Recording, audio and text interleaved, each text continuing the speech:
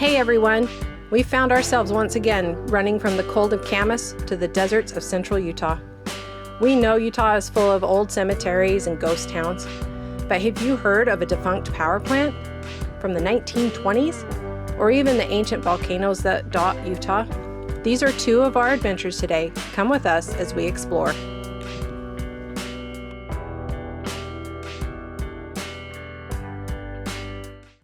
Well, it is Sunday morning.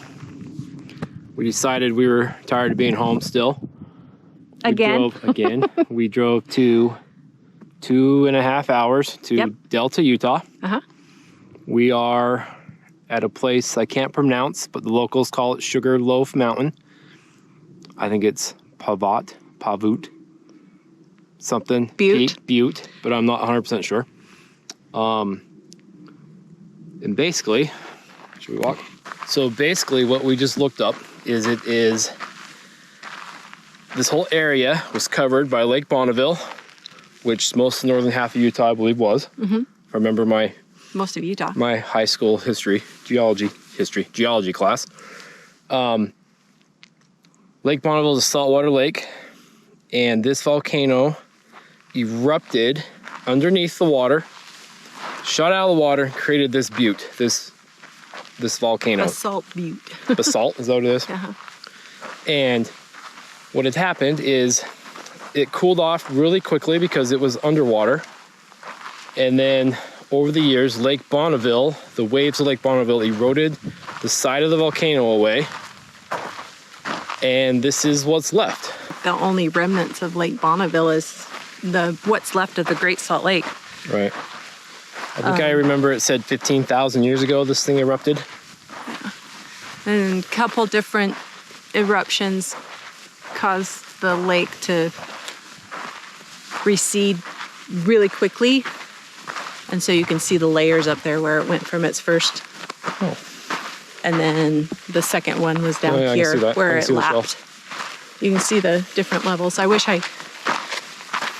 if I studied more, I could remember all of the fancy terms and make it a little bit more educational, but I don't.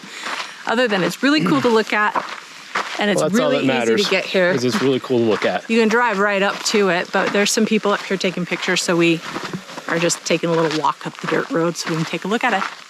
So the place is actually called Lace Curtain in Delta, Utah. So Google Maps will take you right here.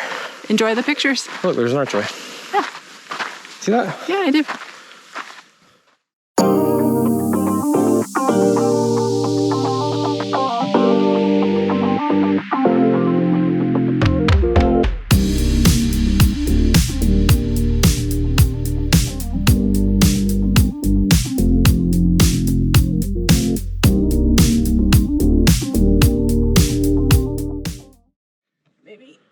You're gonna crawl through that? Yeah. It's not as soft as sugar. No, it's sharp. That's for sure. I feel like I'm 5. 5 years old again. Watch out, old lady's getting up.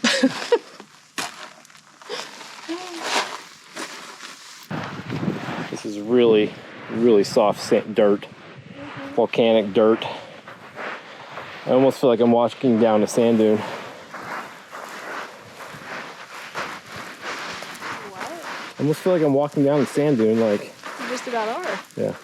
You've seen the sand dunes on the way in, right? Yeah. It's like Kanab. Has everything that parks have, but in smaller doses. No one's around. Yeah. Which is what I like. All right, well that was Sugar Loaf Mountain, and that was the Lace Curtain. It's probably, I don't know, 150 feet high maybe at its highest point, I'm kind of guessing. It says it on the thing. Oh, did it? I didn't read it. I think it did. I didn't read it either. Just for, We're just here for the scenery. For my rock climbing days, I think that's about just over 100 feet. Pretty neat, pretty bizarre, actually. That's one of the weirdest things I've seen in Utah. We're used to the sandstone and stuff, but that's a little different. It's weird in Utah. Yeah. You don't see a lot of volcanic remnants. No, you have little bits and pieces. Not like Idaho, you see a ton. They even have a park. Why don't we think of volcanoes, though? The Midway crater is right in our backyard. Right. It's a hot spring from an old volcano, but it just doesn't dawn on you when you live here. This place used to have volcanoes. Lots of them. We're used to sandstone. Yeah. So, anyways. So it's kind of cool to see something different. Yeah, that was really neat. Well worth the drive out here. Pretty cool. And so easily to access. Like, you can get to it so easily. Like, we could have brought our car. Yeah, our little Mitsubishi would have made it. So the roads, like all the other roads, graded and hard. Okay, well, there's a few other things on this volcano we were going to check out. One was that abandoned structure up there. Yes. We're going to see if we can get up to there, and if we do, we'll check that place out. Wish us luck.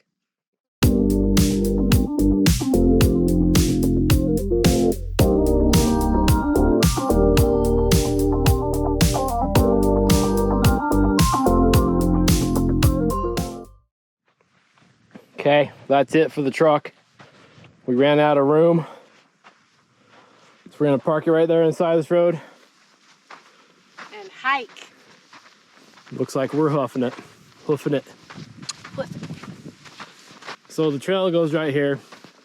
If we had a narrow truck or a little Jeep or something, we could get up this. It's just really soft sand. And it gets a little narrow for that big old F-350 with their wide hips. So we're gonna hike for a minute. Hiking. I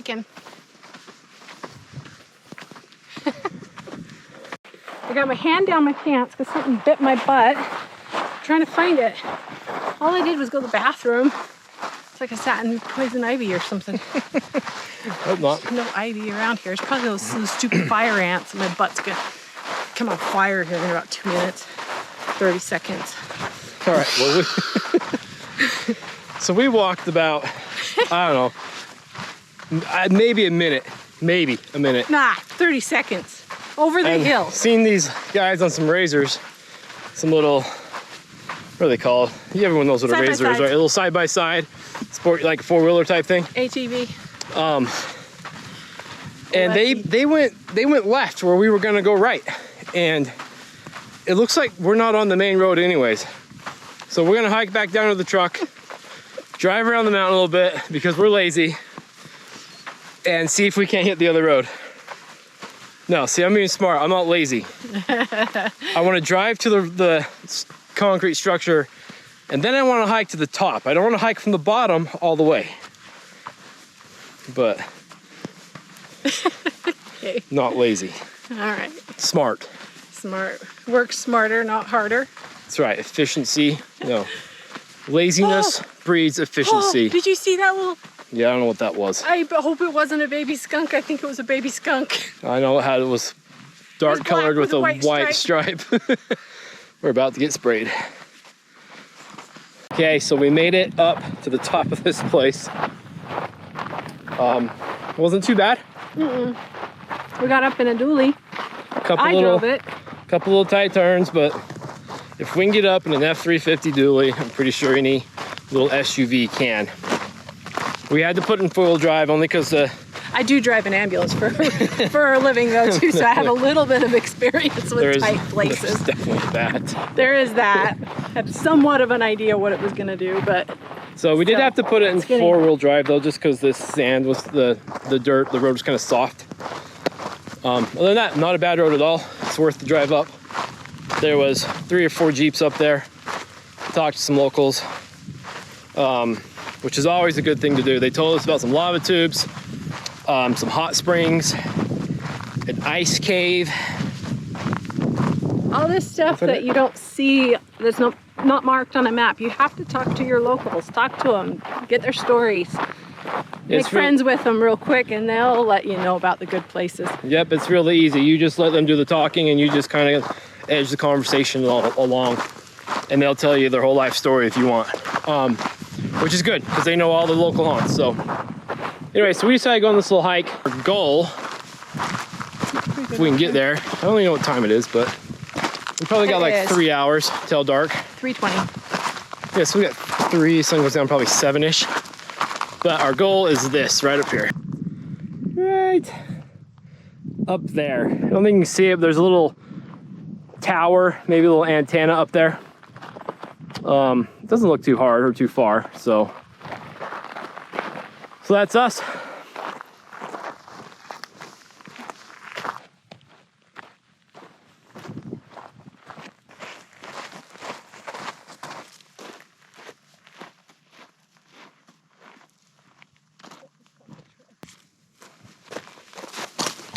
Can't leave the camera.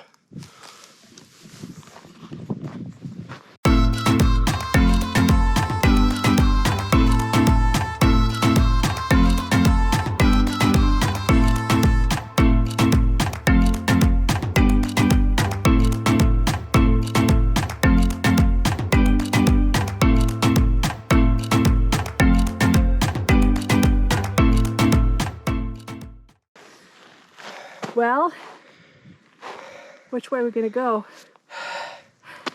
Up. We can't go around, so we're gonna go up.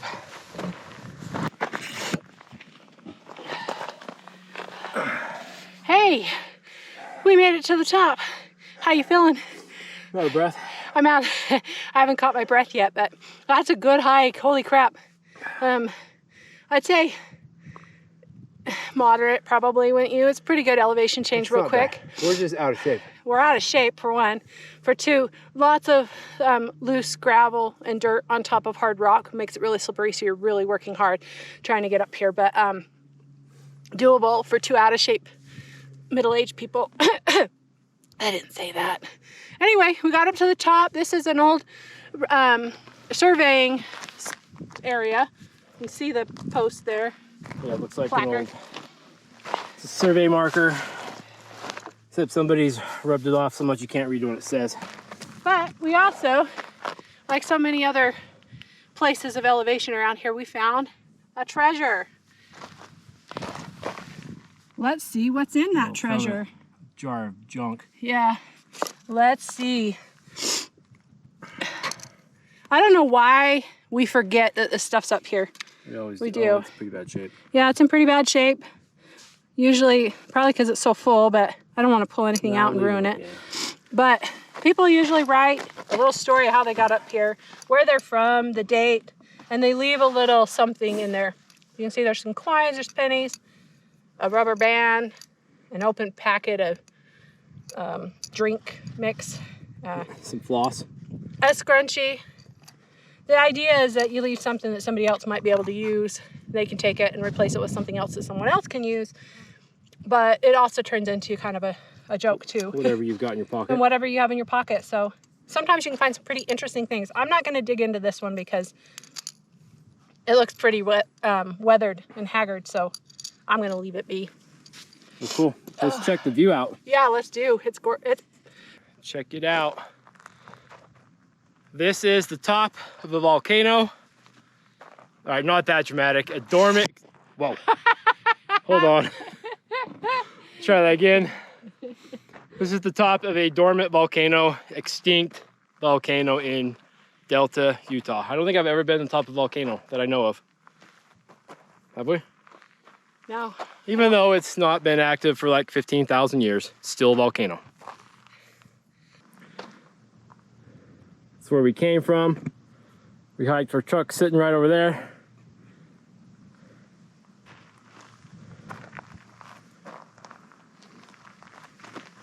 Not a lot out there in central Utah. No, there's nothing. Lots of little towns that aren't even towns. Sure makes you feel like you're in the middle of nowhere. Yeah. I think it's going to take her longer to get down than up. You said you weren't packing me out, so be careful. Danger zone.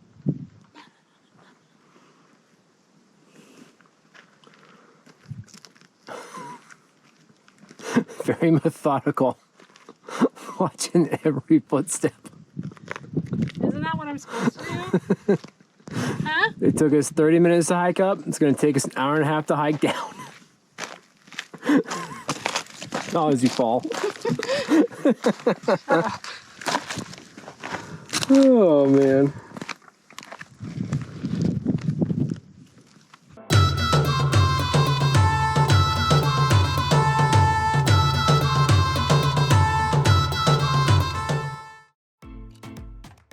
We made it down from the top of that volcano, that dormant volcano up there. And we're back to this concrete structure. From what we gathered is that this was going to be a wind-powered electric station, like a big windmill, but horizontal. I'm picturing a weather station with the little round balls, the little round cups that spin horizontally. Is what I'm picturing this was supposed to be. He's got all these concrete pillars out here. There's supposed to be metal tracks on them, and he was going to have that big windmill thing going down to an electric generator inside this concrete structure. There's a plaque on the building on the front that says 1923, right? Yes, 1923. The little bit of searching we did online said that this was a scam, is one thing I read. The guy just kind of took the money and ran, got all these investors together, kind of halfway did this, and then bailed with all the money. The other thing we read is that he just went bankrupt. So I guess I don't know what the truth is, but I'm going with the scam. Who builds a concrete wind generator in the 1920s in Delta, Utah? What was it, like population 10? Maybe. I mean, this is all right. There's probably 1,000 or something. This is a really small farming town out here in the West Desert. So I'm going with scam. Anyways, let us show you around. There's nobody here now. Everybody left. So check this place out. Spot.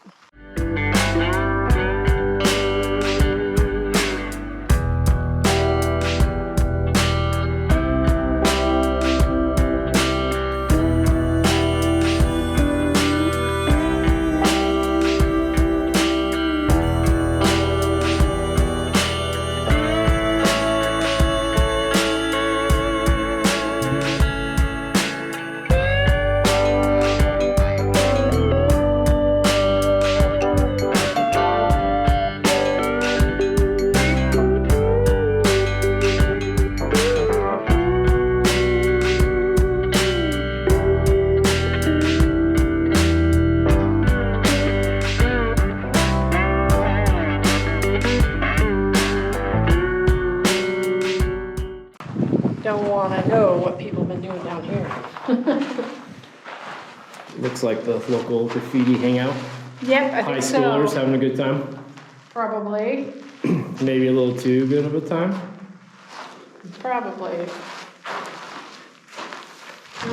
If you like graffiti, you can come take a look. Some of it, there is some art here, and there's some not so much art here. Some of it's bathroom stall art. Yeah. But, you know, it's still pretty cool.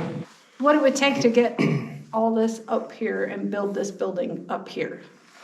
Like, there isn't a road, right?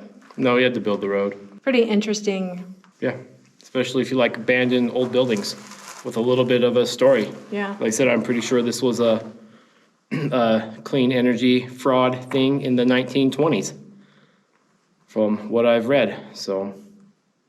And maybe if it wasn't fraud and it just didn't work, you know, clear back then people were trying to figure out how to give our environment energy without destroying it. No, I think he was in it for the money. Probably. He was in it for the money. Everybody's in it for the money. Either way, it's a really neat old building if you're ever out this way. It's worth the drive up. The view is good. The hike is good. The volcano's cool. It's awesome. Even some of the graffiti's pretty cool. So.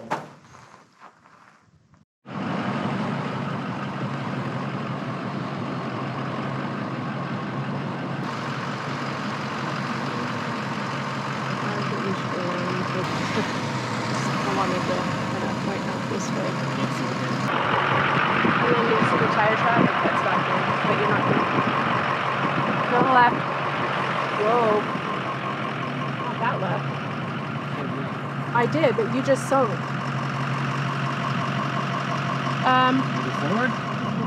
Yeah, that was a little bit scary. we started coming back down this road that Jessica so expertly drove up.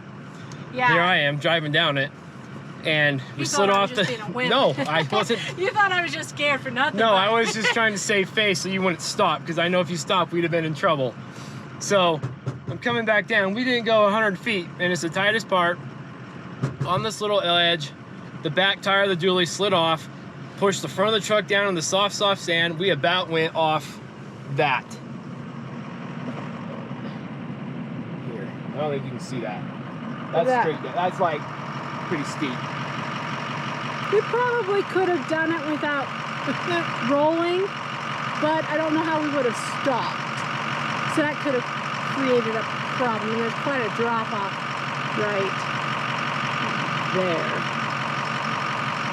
When we got to the top, everybody was up here in Jeeps and side-by-sides, and they're all like, "You brought that truck up here?" I'm like, yeah, she drove. Like, it wasn't a big deal. Like, and I did mention I do drive an ambulance for a living, so I'm kind of used to big, long vehicles, but... I thought we were in trouble there for a second. I did too. I was like, oh, crap. No, I wasn't there yet, but I was like, oh, crap.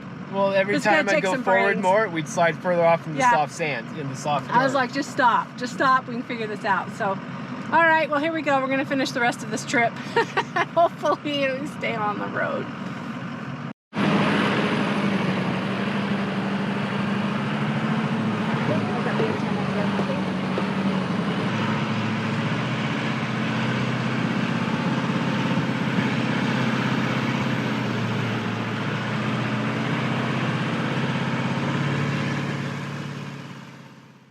So we were cruising back from our adventure up in that mountain over there. What's that thing called? Sugarloaf Mountain. And we noticed this old cabin on the way out, and no trip to the West Desert of Utah would be complete without seeing an old rundown building. So check this place out. It's pretty cool. It's pretty small. It's maybe 15 feet by 15 feet. It's pretty tiny, but it's a pretty cool place.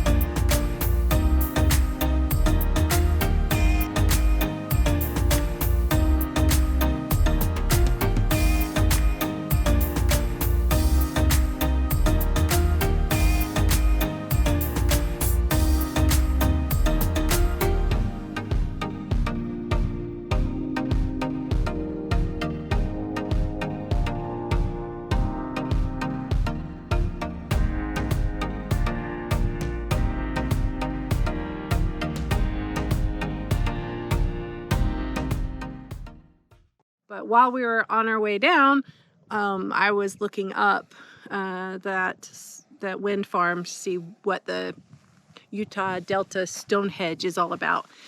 And we were both kind of right. So it was a guy in the 20s that was trying to get people online for a wind farm for environmental purposes. But come to find out, he went to prison for mail fraud. So he was a crook too. He was in it for the money. And so we have a little bit of a ahead of the times environmental protection and money and fraud. And so there is a book out online. You guys can search that and see if it's something that you want to look at if you're into all these old buildings and what the stories are behind them. So you can take a look at that. But anyway, we were both kind of sort of right, which is usually the case in everything. Usually the case. So, but we're on our way home. The sun's getting low in the sky, and we've got a long, boring ride home. Yep. We'll 2-hour drive. 2-hour drive. Luckily, we're this close to everything, usually, in whatever direction we go. So if you liked our video, don't forget to hit the like button, hit subscribe as well.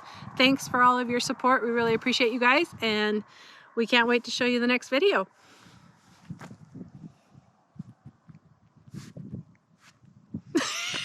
That's a wrap. All right. That being said, check out the view. It's pretty good. Yeah. Now that we're down in the valley instead of above it.